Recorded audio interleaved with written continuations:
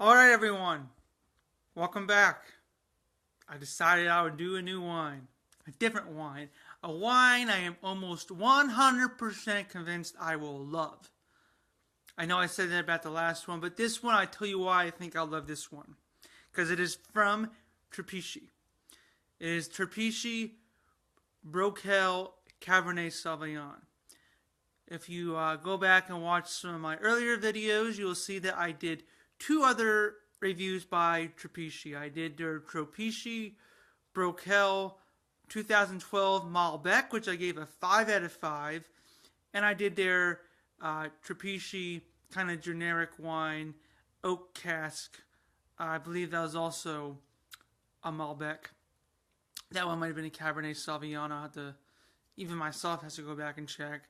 But I gave that one a 4.5 out of 5. So this is their Broquel series, and it is the 2012 Cabernet Sauvignon. Here is the bottle. It received 90 points from 9 enthusiasts. It is 14% alcohol. It is a product of Argentina, Mendoza. It is imported by Universal Wine Network and produced and bottled by Bodegas Trapiche. I'm not going to read what it says on the back because it says the exact same thing pretty much that the Malbec said. Although, you know what? I'll read it for you all, just so you don't have to go back and rewatch. Broquel means shield and symbolizes a family's heritage. Originally, the grapes were sourced from the vineyards surrounding the winery, but nowadays our winemakers choose the best terroirs for each variety to elaborate these outstanding wines. The ultra premium Broquel range shows fruit concentration at its best. The grapes were hand harvested at the beginning of April in high altitude vineyards of over 25 years of age. April of what year, I don't really know. After a careful elaboration process including long maceration, the wine was aged in oak barrels during 15 months. A balanced and robust wine, with great concentration. To be enjoyed now or leave 4 to 5 years cellaring. Well, it is 2016. This is 2012. It's been 4 years. Probably came out though in 13. So remember that when you buy this. And actually they already do have a 13 vintage out.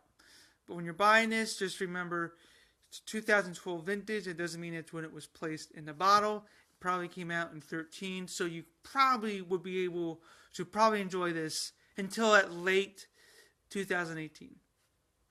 But we'll see what it's doing now on the nose. Actually, first show you the color. This one's a little lighter than that other one I just tried, although still pretty good deep dark red color. The rims are just phenomenal. I really just love just how it just I don't know.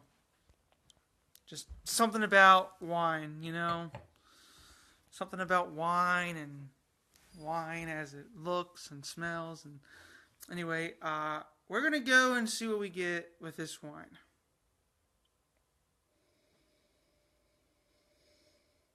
Oh man. Oh, it is a huge spice and vanilla burst. I'm not really sure I get that. Bigglewater or Bacchus sweat? I don't know. You don't have to explain that to me.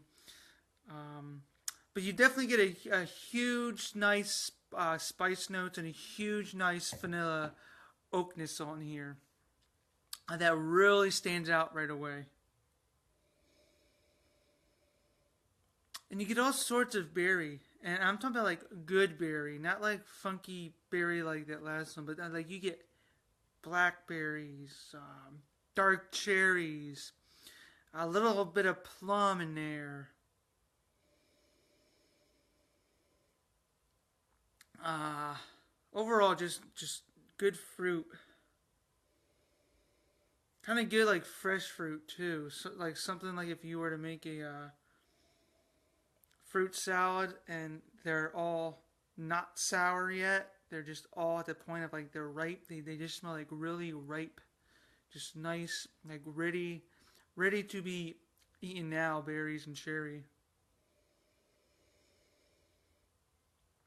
As I said, you get that nice spice on there, nice vanilla oak.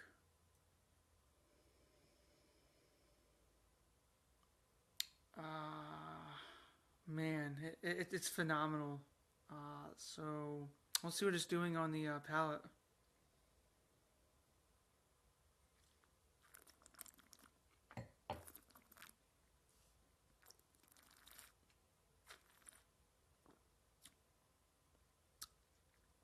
Wow, this definitely makes up. I don't know what it is. It seems like it's always. It seems like it's those French wines I didn't like. The last one I really hated was the first Beaujolais that I tried, and so I ended up drinking a wine I really enjoyed afterwards. This was a French one I just tried before this one. I didn't really like that one. Now I'm trying this one, and this one is just oh my gosh! It is like a It's a nice sort of like a cherry strawberry. It's a little tart, but it's not like disgustingly tart. It has a little kind of a bite on there, but a bite that you can enjoy. Like I said, it's like a ripe fruit, very juicy, very just wow. Like you can, as if you're biting into like a really great strawberry, and you can just like, and you're just like, oh my gosh, like just kind of that feeling of a really good ripe fruit before it gets to being really too tart or too sour. So definitely has a little bite, but delicious as it is. Some of those spice notes coming in there, like a little bit of pepper, those good vanilla oak notes on there.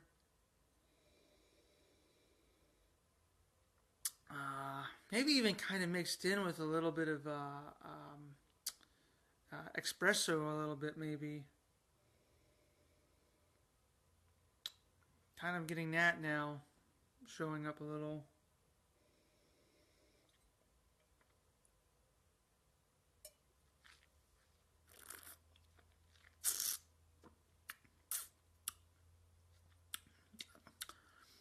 Definitely those blackberry and plum notes also coming up.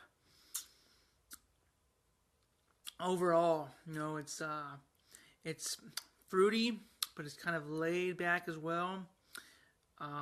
It's like it's only initially, I would say, the first sip kind of grabs your attention with that bite, that slight tartness, and then after that, you sort of get used to it. And it just kind of really tastes like a nice fruity, juicy, but you also get those, as I said, nice spice and vanilla coming up as well at the very finish. I would say it's kind of like the little spice hits you, and then the vanilla hits you. I would say it's going back and forth between spice and vanilla, leaving you way in the deep back throat. It just feels so smooth though. In the very back, like after now, it just feels like melting in your mouth, just really deeply melting in your mouth. Very lovely, very enjoyable. Price range, kind of the same thing as the Malbec that they make. Maybe $15, but you can definitely get on sale for around $11.99. So $14.99 ideally, maybe $15.99, but on sale for $11.99. Maybe even less depending on where you look. Very great wine. I say drink this buddy now, especially since there's a 2013 out there already for both these in their series, the Broquel, and they have others out there, but I don't think we have them. So if I can find some other in their series, I'll try. But yeah, I might be doing some of their 13s coming up next year. Maybe I'll wait till February or March so I give myself some space between when I do the 12 and the 13s, or maybe I'll just wait till around next fall to do the 13 vintages so I can get more wines tried before I try to go back and try new vintages from wines that I've liked. But hands down, I would say if you find a 13, leave it aside. Leave it aside. Find a 12. If you don't see a 12, ask the store if they can go in the back. Maybe they have a 12 downstairs. Believe me, I know, because I work at a liquor store. So we have vintages from 12, 13, 14 from the same wine. We just go down and, we try to put the oldest ones up first so that way they can get rid of them. But sometimes a 13 or 14 is easier to get to than the oldest one. So go. Don't be afraid to ask. Say, can you check to see if you guys have a 12? If they say no, say, go screw yourself and never shop in here again. Go to a place that will gladly say, I'll go check. Never hurts to ask. So look for the 2012.